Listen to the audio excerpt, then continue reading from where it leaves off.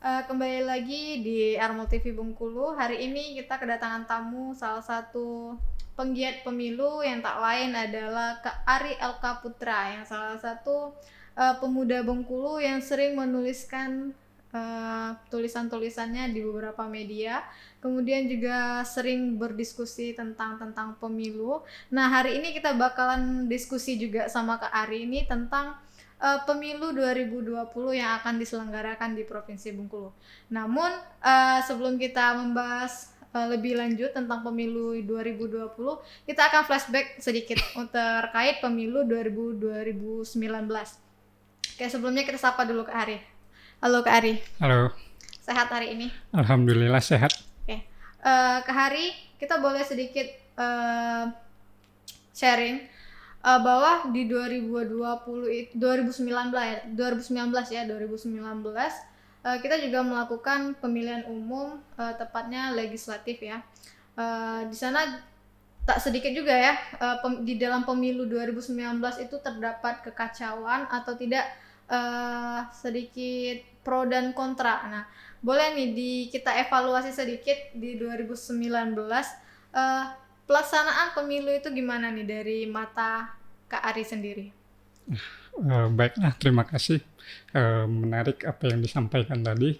Sebenarnya saya hanya melihat pada 2019 yang lalu merupakan salah satu instrumen pemilihan umum di mana dilakukan secara serentak, yaitu ada pemilihan presiden dan wakil presiden, pemilihan anggota legislatif DPR RI, dan pemilihan anggota Dewan Perwakilan Daerah. Kemudian dilanjutkan juga pemilihan legislatif pada tingkat daerah, yaitu anggota DPRD provinsi maupun kabupaten kota.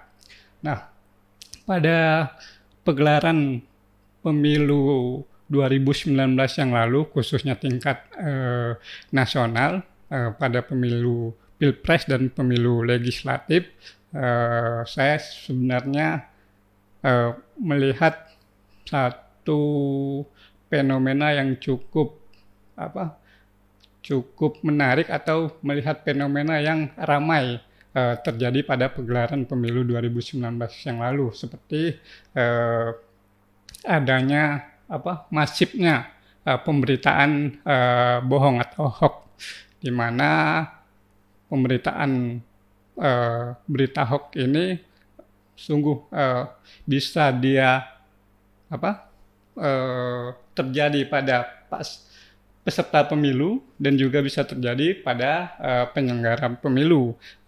Khususnya hal ini tentu mengurangi ketidakpercayaan terhadap proses pemilihan umum pada 2019 yang lalu.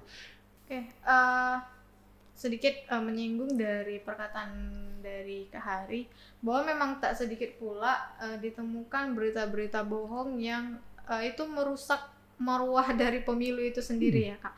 Nah, kita tidak tahu bahwa yang menyebarkan berita-berita bohong atau itu terkait pemilu itu ada dampak yang ditimbulkan dari berita tersebut.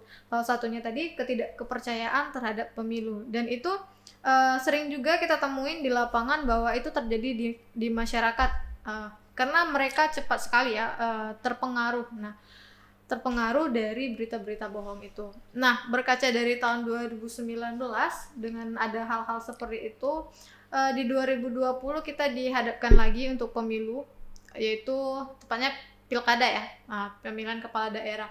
Nah, sejauh ini apakah hal-hal yang terjadi di 2019 yang bisa merusak arwahnya pemilu ataupun penyelenggara pemilu itu akan terulang lagi nih di tahun 2020?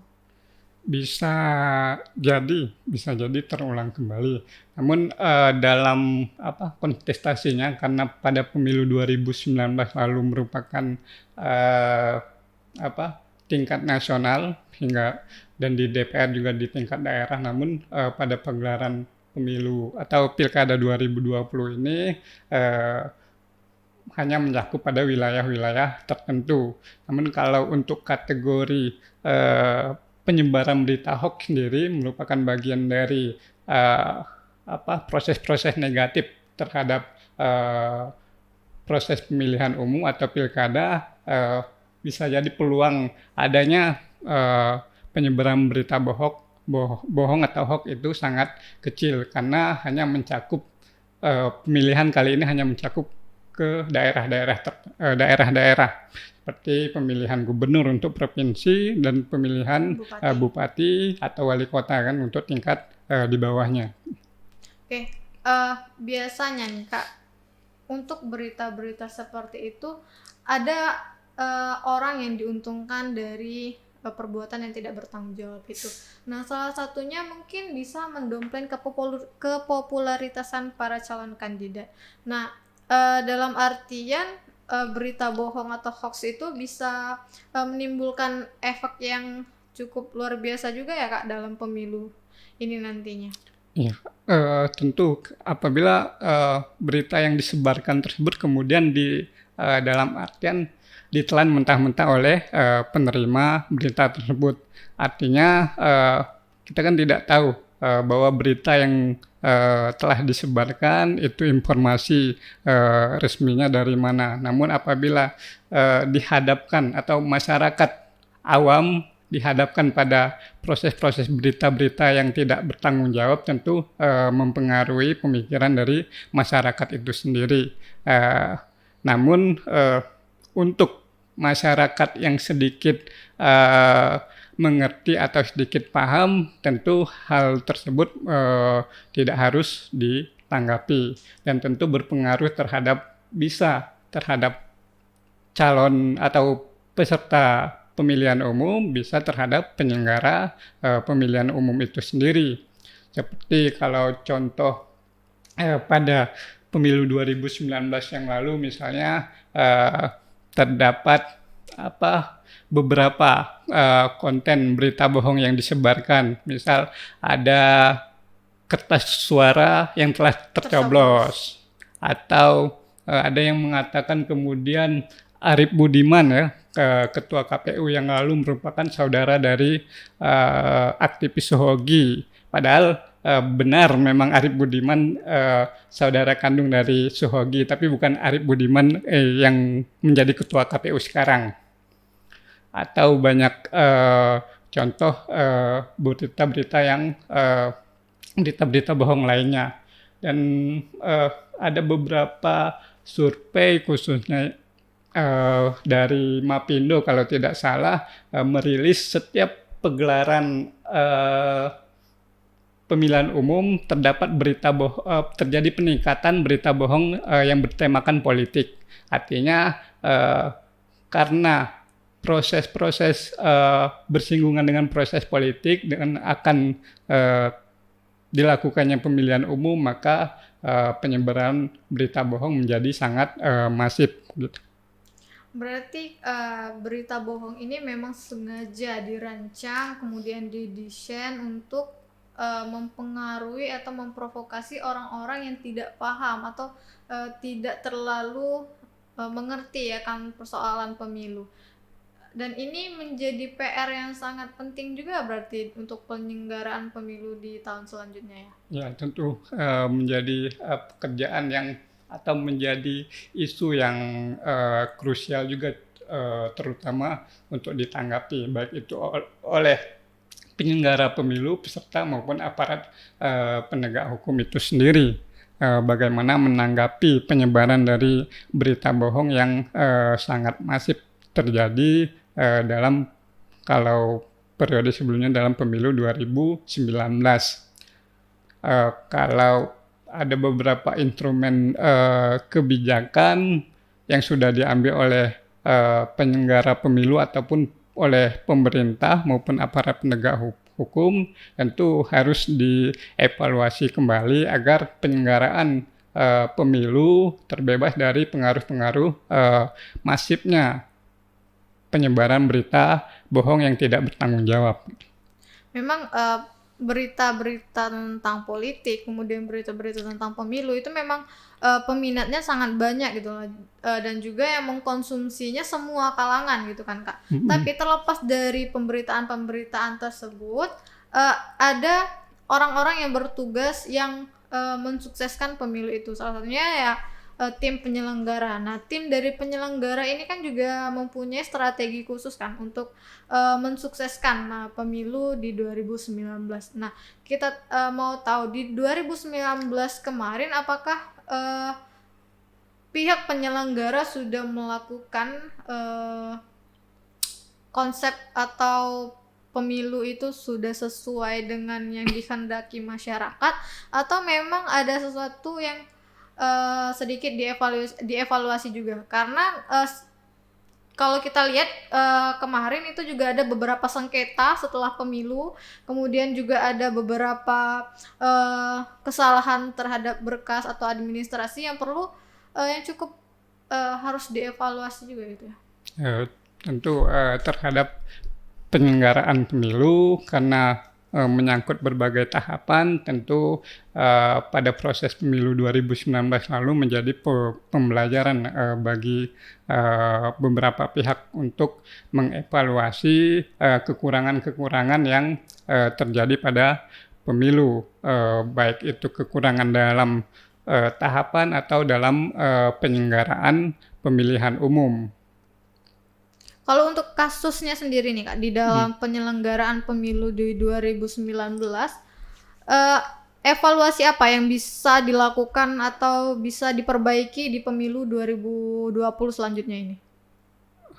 Kalau secara umum ya, berkaca dalam pemilu 2019, banyak sekali terdapat permasalahan-permasalahan yang tentu bakal mengurangi esensi dari pemilihan umum itu sendiri.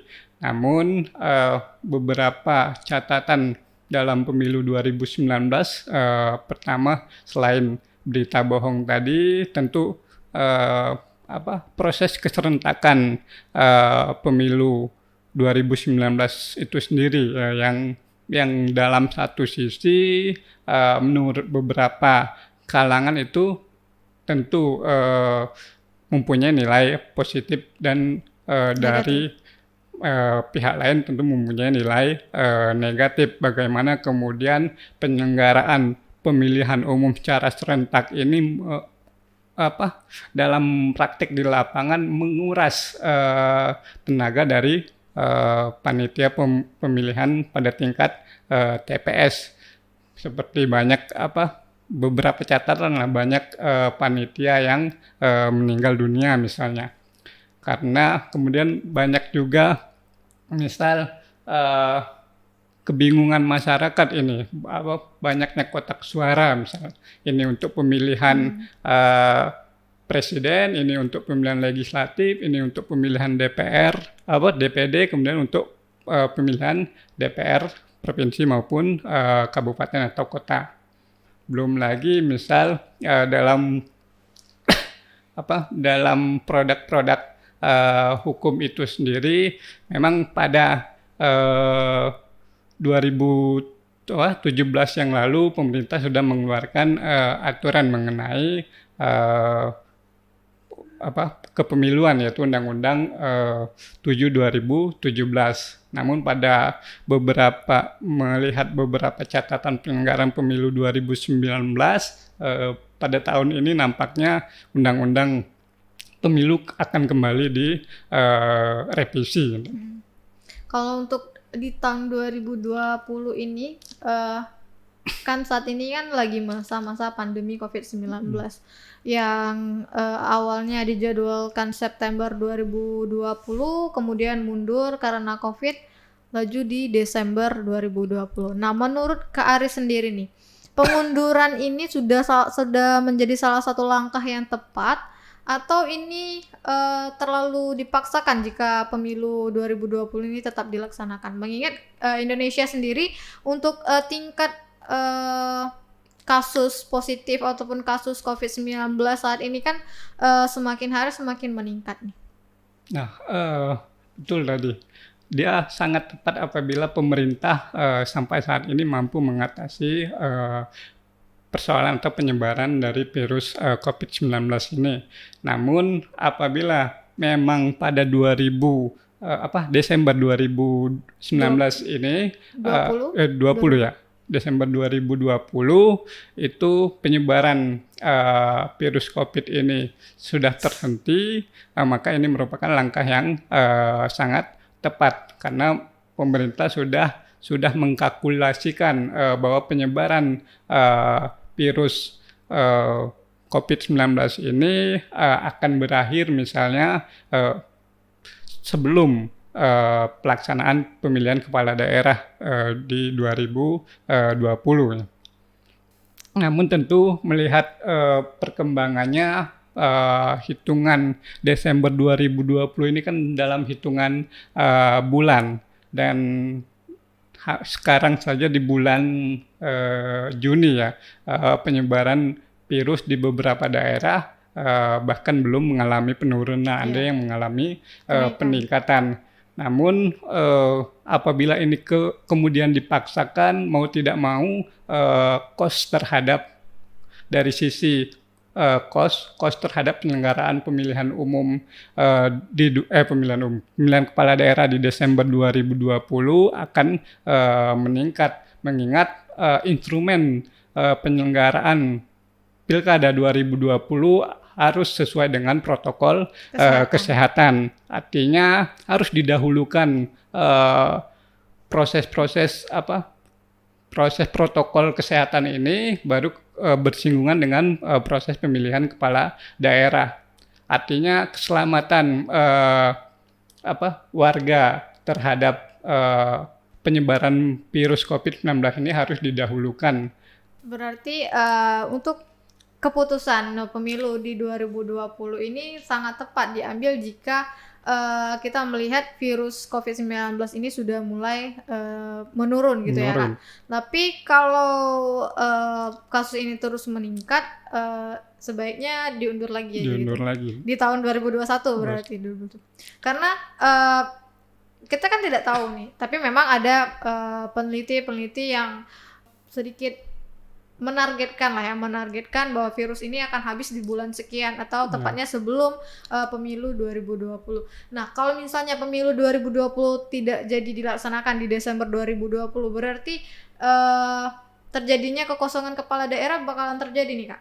Ya, bakal misal di beberapa daerah yang masa jabatan kepala daerahnya habis, tentu akan terjadi kekosongan kepala daerah. Namun hal ini bisa diisi dengan adanya misal pejabat pelaksana tugas daerah sebagai kepala daerah. Tentu melihat hal tersebut jangan terlalu pengisian PLT ini jangan terlalu lama, misal dengan proses pemilihan kepala daerah, agar penyelenggaraan di tingkat pemerintah daerah itu bisa berjalan dengan maksimal. Oke, sedikit atau terakhir nih, harapan dari Kak Hari sendiri, pemilu di 2019 sudah dilalui, kemudian kita dihadapkan lagi di pemilu 2020. Beberapa catatan sudah kita bicarakan di sini bahwa banyak sekali penemuan-penemuannya untuk dievaluasi dan bisa diperbaiki di 2020. Mungkin boleh Kak Hari sedikit kasih wejangan atau kasih statement nih yang bisa menguatkan lagi marwah pemilu ataupun kepercayaan masyarakat untuk pemilu bisa dibangunkan kembali, bahwa pemilu itu penting karena segala sesuatunya berada di tangan rakyat itu sendiri ya Kak ya? Oke, boleh nih. Yang kita ketahui sendiri, pemilu merupakan prosesi di mana masyarakat turut andil untuk memilih para wakil-wakilnya yang duduk di pemerintahan maupun di legislatif. Namun untuk 2020 masyarakat memilih kepala daerah yang sesuai keinginannya untuk memimpin daerah dalam memajukan daerah itu sendiri dengan semangat otonomi daerah.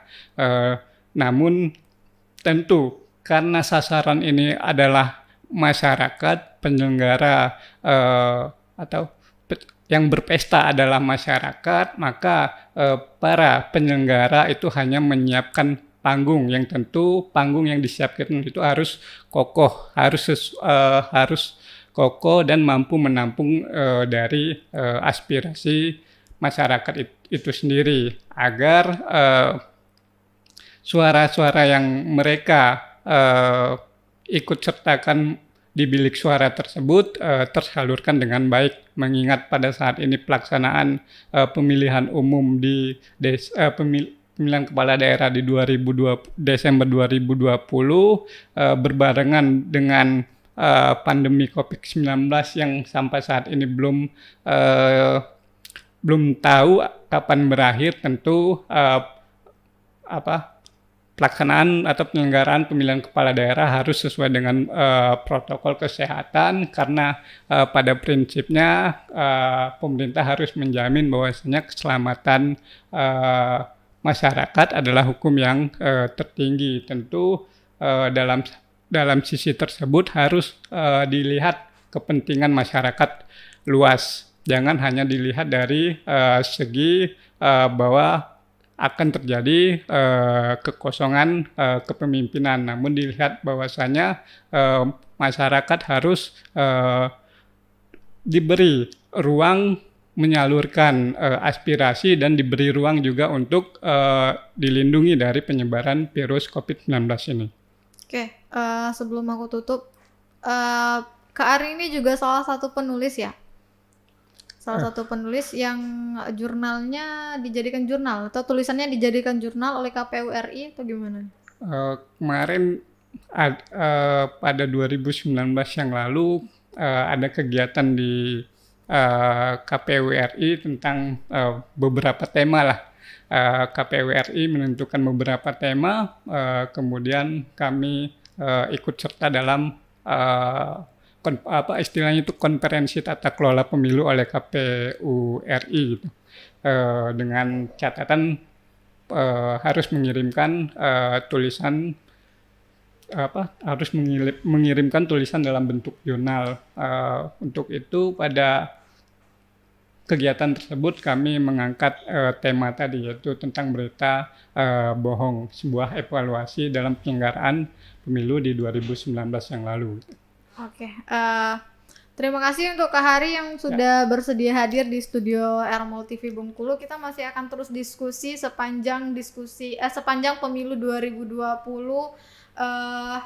akan dilaksanakan, dan setelah dilaksanakan kita juga akan terus berdiskusi sama Kak Ari nih bagaimana evaluasi apa dan seperti apa penyelenggara pemilu ala COVID-19 ya, khususnya di Provinsi Bengkulu. Oke, terima kasih Kak Hari, terima kasih semua yang sudah menyaksikan Ermol TV Bengkulu dimanapun Anda berada. Sampai jumpa dan sampai ketemu lagi di Ermol TV Bengkulu selanjutnya.